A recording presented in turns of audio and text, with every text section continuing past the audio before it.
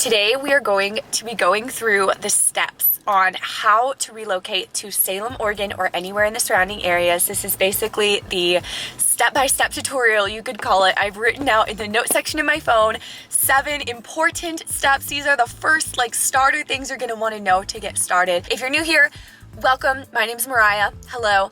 We have a real estate team here in the Willamette Valley, and we specialize in working with relocation clients. So basically, people like you who are watching this YouTube video and are moving to our area, Salem, Oregon, or anywhere in the surrounding areas from all over the world, and we absolutely love it. We'd love to work with you as well. I'll put our contact information in the description below. As I was saying, that's the reason I decided to make this video, is because these are all things that we've learned through working with so many relocation clients over the years, and these are tips that I believe you're going to want to know beforehand, things that might help make your process go a little bit smoother. So let me get my camera set down. Step number 1 is to research the area. So something that a lot of our clients do is they'll book a trip out to come visit our area. A lot of our clients who are moving here from, say, the other side of the country, they'll book a trip to come specifically and stay in Salem or somewhere around the area in an Airbnb or hotel or wherever. And during that trip, they have different towns they want to check out. They have different sides of town they want to check out. And they're really just coming here with the intention of scouting out areas to find out what side of town or what area is going to be best for them and their family when they move down here.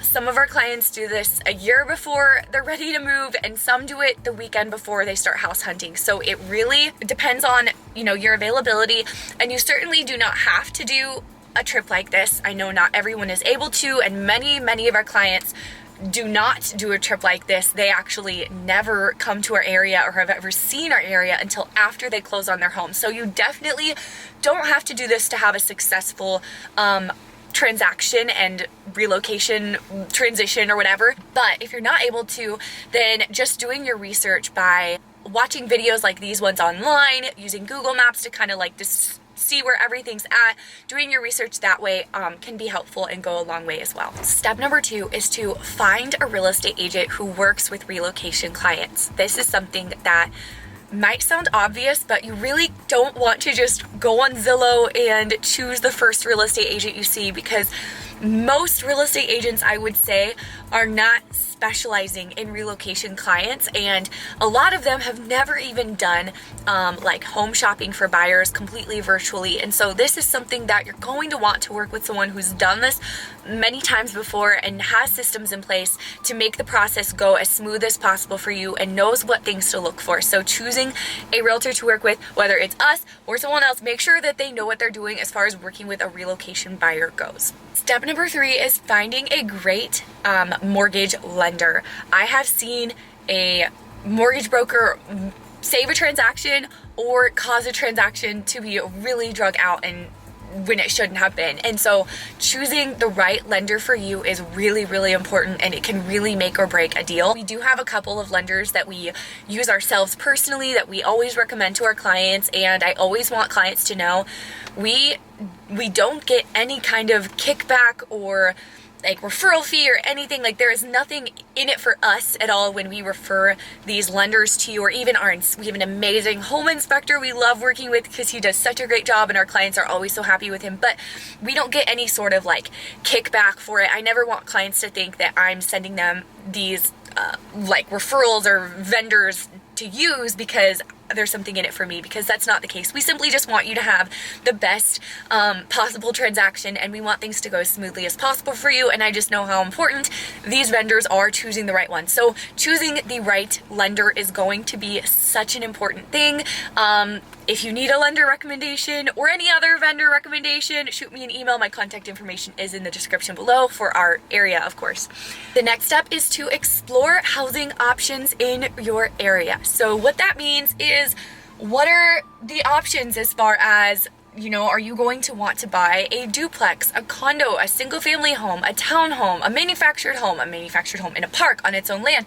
There's so many different options, and different areas have more of different options. So just kind of getting a feel for what it is that you're looking for. Salem is definitely more of a suburban area, so the majority of buyers here are buying single family homes. However, we do have a growing townhome community for sure. We also have a growing condo community here, and so those could be good options for you if you're wanting something a little bit more turnkey or affordable, if you're looking for like a townhouse. So yeah, there's options for anyone, but that's the next step, is just getting a feel for what's out there and kind of narrowing down what it is that you're going to be looking for to make your home search smoother once you're ready to go. The next step, I've talked about this in videos before, so I won't go too in depth on it because I don't like to repeat myself too much, but that is have your real estate agent set you up on a property watch before you're ready to start house hunting, just so that you start getting a feel for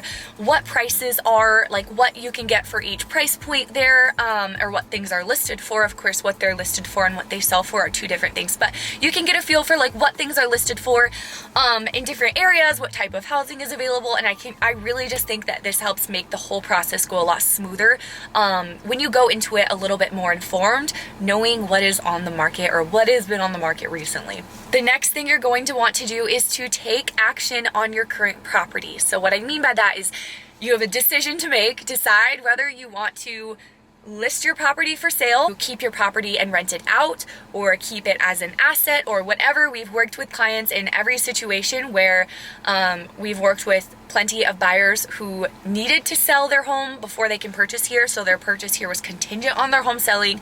We've worked with buyers who had a home in their state that they lived in, but they didn't sell it until after they bought their home here because they didn't have to sell it to buy this one, if that makes sense. So just to make things easier, they went that route. So like there's so many ways you can go. It just depends on what's best for you. So my best advice for this is you're probably going to want to talk to a lender as well at this point when making this decision on what to do with your current property, just to know where you're at number wise and what you'll need in order to get to this next property. Have your agent get you set up with a great realtor who will list and sell your home where you're currently at, the state that you're currently in. If you don't already have one, to do so. If you do, of course, that's fine. You're always able to use whoever you want for that. If myself or my husband are your agents helping you buy your house here in Oregon, we prefer to be in communication with the agent who is selling your home where you're at throughout the transaction, so everything goes as smoothly as possible if you're going to be like selling there and buying here at the same time, of course.